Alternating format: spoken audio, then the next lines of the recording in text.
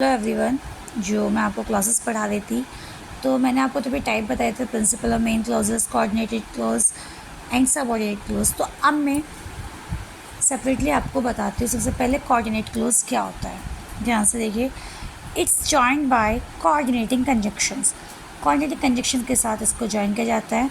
वो मैं अपनी प्रीवियस वीडियो में बता चुकी। कोऑर्डिनेट कंजक्शंस कौन से होते हैं। वी में डिवाइड इनटू 4 कैटेगरीज। फिर भी देखते हैं 4 कैटेगरीज में डिवाइड है। नंबर 1 एंड, बोथ और एंड। एक तो एंड होता है जो दो के बीच में होता है, जहाँ आपको रिलेशन मेंटेन करना है। बोथ एंड ये दोनों एक साथ होंगे। Not only but also.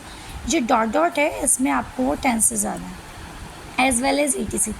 He is both dull and stupid, यानी वो डल भी है और स्टूपिड भी है।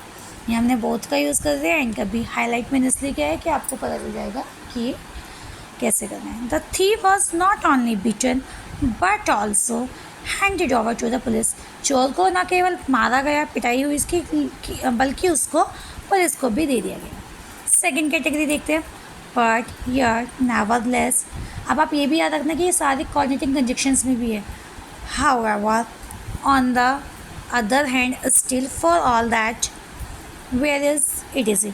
I used to introduce a coordinate clause that expresses an identity। कोई एक आइडिया अगर बताया जा रहा है जो दूसरे से डिफरेंस है तो वो कोऑर्डिनेटिंग क्लॉज है। She rain fast but miss the bus. वो तेज़ भागी लेकिन फिर भी बस मिस हो गई उसकी।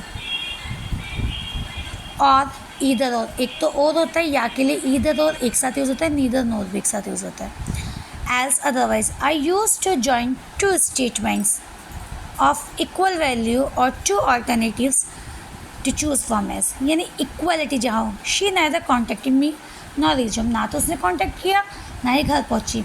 आप ऐसे भी कह सकते हैं, आइदर ही केम और आइदर ही विल कम और हिज ब्रदर विल कम। या तो वो आएगा या उसका भाई। सो फोर्थ कैटेगरी देखिए आप। सो कॉन्सिक्वेंटली, जो आपको रिजल्ट बताए, देयर फॉर अकॉर्डिंगली, जहाँ आपको कॉन्सिक्वेंसेज बताया जाए। Introduce a coordinate close which express a natural and obvious result. यानी कोई रिजल्ट बताया जाए। मैंने आपको पहले बताया जैसे he felt tired so he rested under the tree. Result क्या था, वो थक गया तो वो पेड़ नीचे बैठ गया। I like her performance therefore, इसलिए आई गेव हर प्रमोशन।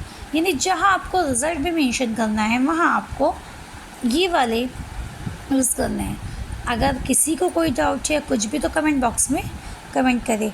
ये कोऑर्डिनेटिंग क्लॉजेज है। इसके बाद मैं आपको सबऑर्डिनेट क्लॉज दूँगी। फिर जो टेंसेस के द्वारा, टेंसेस के अकॉर्डिंग हमारे डिवाइडेड टेंसेस वो बताऊँगी। Thank you.